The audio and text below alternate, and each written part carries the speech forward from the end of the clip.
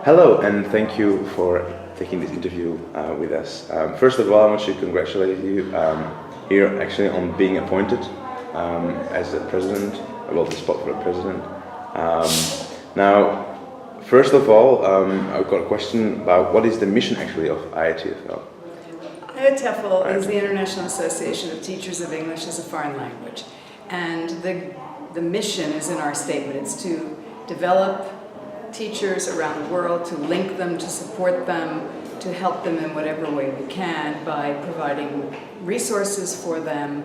For example, webinars that we provide free online once a month, a web conference that we started last year, offering scholarships to the main conference, and so on. Okay, cool. Nice. And what is actually a SIG, and how do actually the SIG and IATFL work together?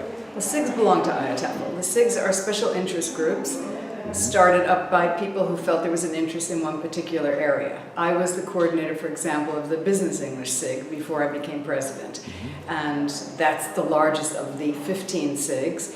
We have about, BSIG had about 700 members, I think. There are other SIGs. I think the smallest is the Global Issues with about 150, and then there's a new SIG, the Material and Writers SIG, which has been growing. There are over 300. Learning Technologies, Young Learners, Learner Autonomy, to name a few. They're very active parts of IATFL, and sometimes people join because they want to be part of a SIG, and you have to be an IATFL member. They are, for example, it's called IATFL BSIG, IATFL Business English Special Interest Group. So you cannot be just a SIG member. Okay, and what are the benefits then of a full IATFL member, actually? What do they receive? Yeah. Full members can choose one SIG for free. So when I joined and was a member of BSIG, the Business English SIG. I also joined the Teacher Development SIG, and I paid extra for that. When you're a member of the SIG, you get the SIG newsletter as well as the IATFL newsletter. The IATFL one comes 6 times a year. SIGs generally publish about 3 times a year. You get information about events. You get reduced rates for SIG events if you're a SIG member. And if you're an IATFL member, you get reduced rates for the IATFL events.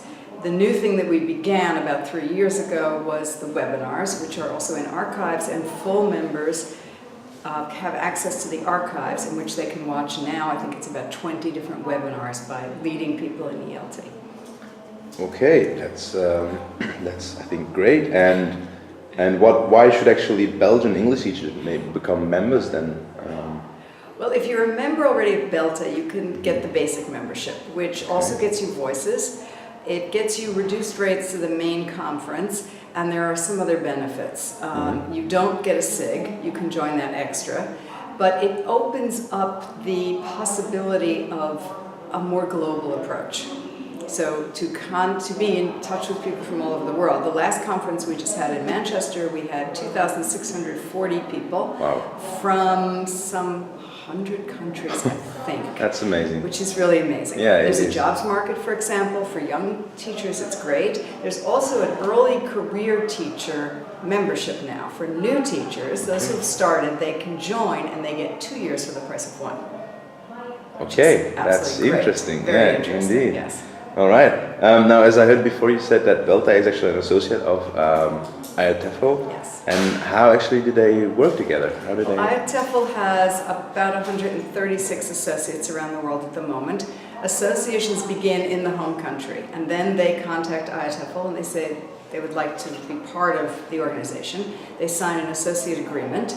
It's free. The associate doesn't pay anything for this. And for that, they're expected to send articles from their newsletter to IATFL. They also, the associate, so BELTA receives 1 copy of the IATFL newsletter, and they can send a representative to the main conference, which we have every year in the UK, who attends what's called the Associates Day, where they exchange information, get ideas, and they get the conference for free, which is great. Is that the annual conference you're referring to? The annual conference. Okay, so and normally there's a representative. And can you maybe tell us something more about that annual conference?